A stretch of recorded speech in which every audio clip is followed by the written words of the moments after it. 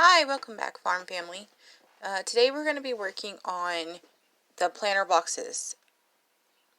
Now these are fairly inexpensive planter boxes, and what we have here is cedar fence pickets, some stakes, and a drill or impact driver, some exterior screws, and then something to cut the boards with, in this case a circular saw. Now these boards that I have here, fence pickets, are going to be the 6" by 6" cedar fence pickets. They're the dog-eared ones, so you get like the full length. You don't have to cut anything off like the standard fence pickets you have that are much thinner with the Gothic arch top.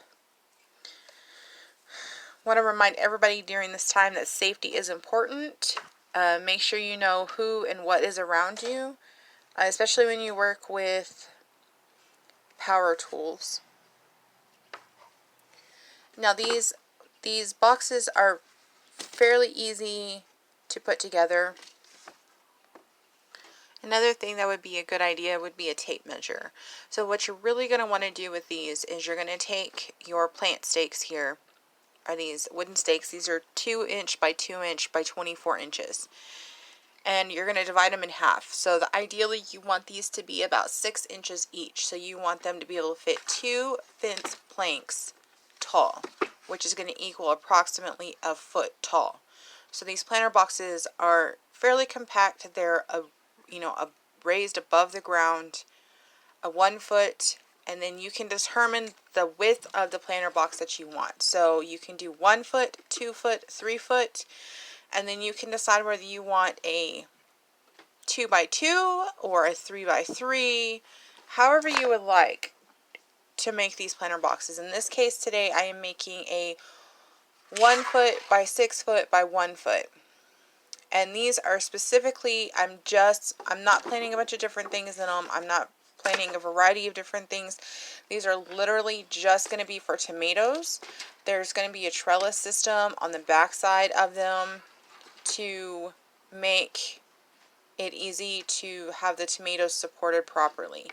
Now this fence picket I'm taking here, we are going to mark off 1 foot increments, and then we're going to cut both of these, and then when we get to that point we will take care of it all.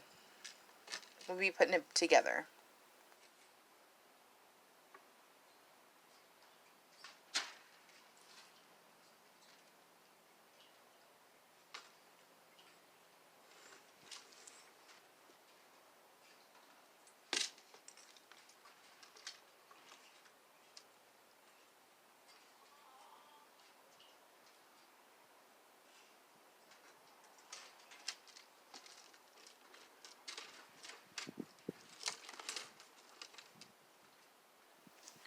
One of my favorite things about these beds to make is the fact that they are very inexpensive. In addition to that, the know-how to put these beds together is very basic. This is definitely something that a beginner can do. You can do it with kids. Kids can certainly help. Definitely would not recommend power tools for kids, but there are options of like hand saws. You don't have to use a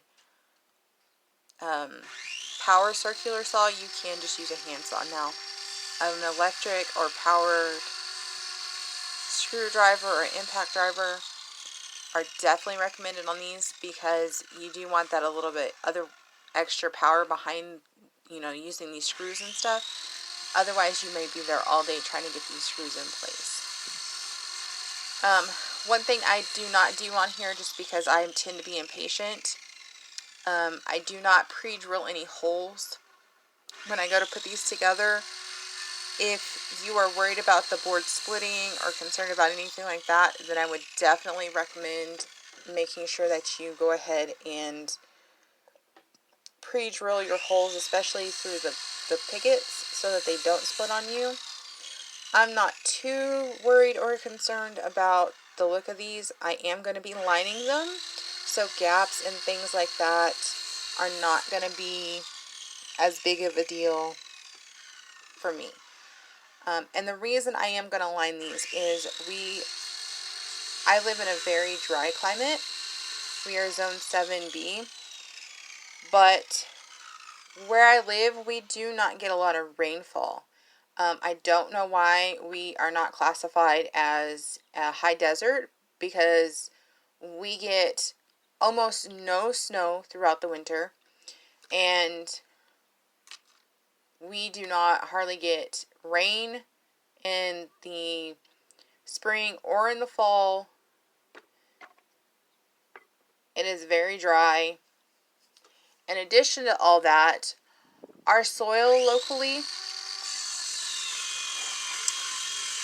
is a cliche clay mix, so it doesn't retain water and it sheds it rather quickly, and the soil just in general is not good for growing things without a ton of amendments.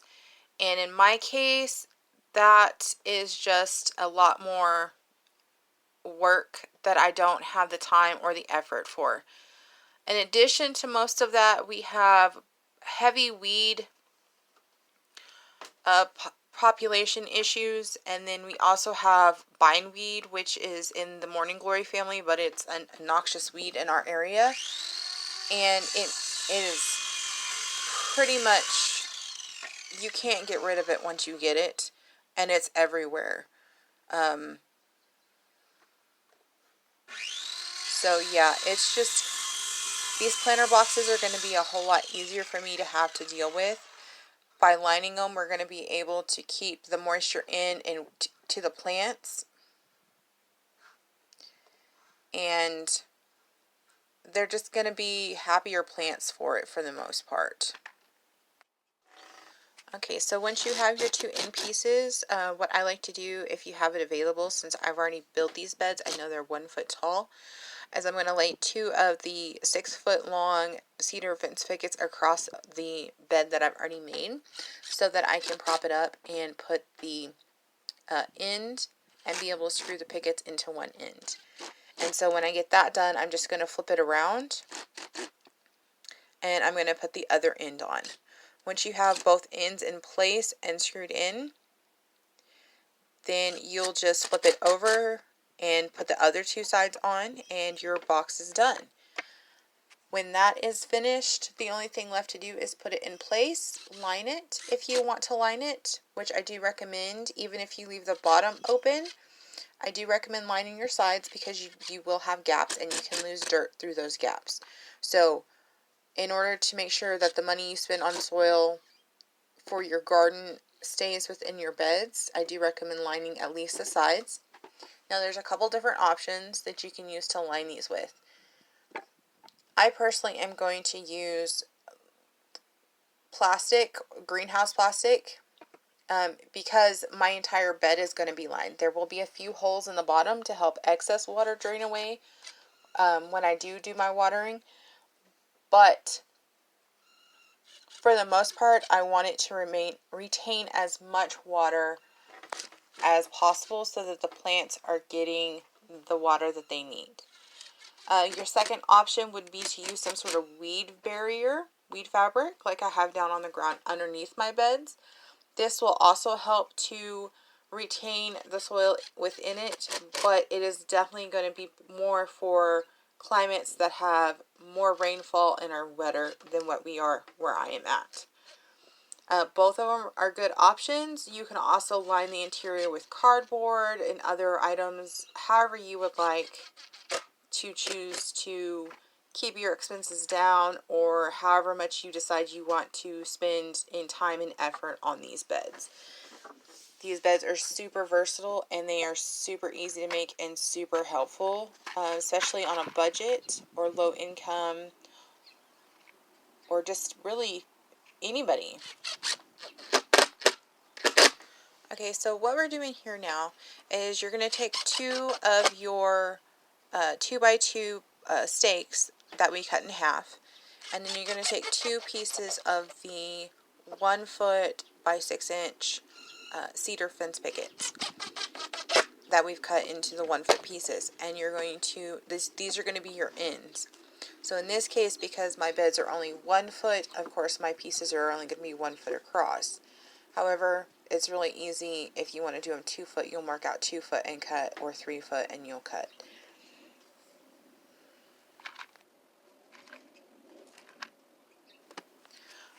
Okay, so let's get into the cost breakdown on these beds here. So in my area, one of the pickets that I'm talking about, the 6-inch by 6 foot cedar fence pickets, the dog-eared ones, are $2.98 at my local Home Depot. And then you have a pack of your 2 by 2 inch by 24 inch stakes, which are, it comes in a pack of 6, which totals out to be $8.98. So broken down, those are $1.50 each. And then when you take into account that you're cutting those in half, you're just paying 75 cents per piece. And so you are literally paying $3 for what you need for one planter bed. And then of course your box of screws. Now the screws I have are 1 1¼ inch long exterior screws. They're not decking screws or anything like that. They're the standard Phillips head screws, but they're an exterior screw, so they're coated, so they're not going to rust and fall apart on you. So to break that down, you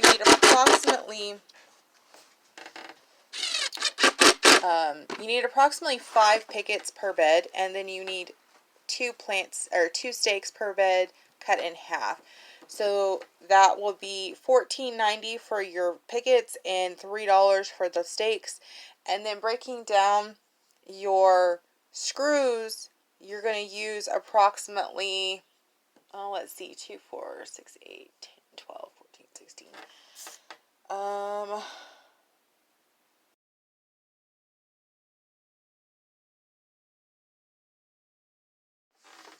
Okay, so the cost breakdown for these beds are as follows. The 3 foot by 6 foot by 1 foot will be $22.24 per bed. 2 foot by 6 foot by 1 foot is also $22.24. The 1 foot by 6 foot by 1 foot is $19.50. And the 3 foot by 3 foot by 1 foot is going to be the cheapest of all, which is going to be $16.52. Now this is not including the soil, but on your screen you're going to see that I have included a total of the number of cubic feet you need to fill each bed. Please, if you have any questions, you're welcome to post them down in the comments. And if you like this video and found it informational, please share it. And if you'd like to see more, like and subscribe.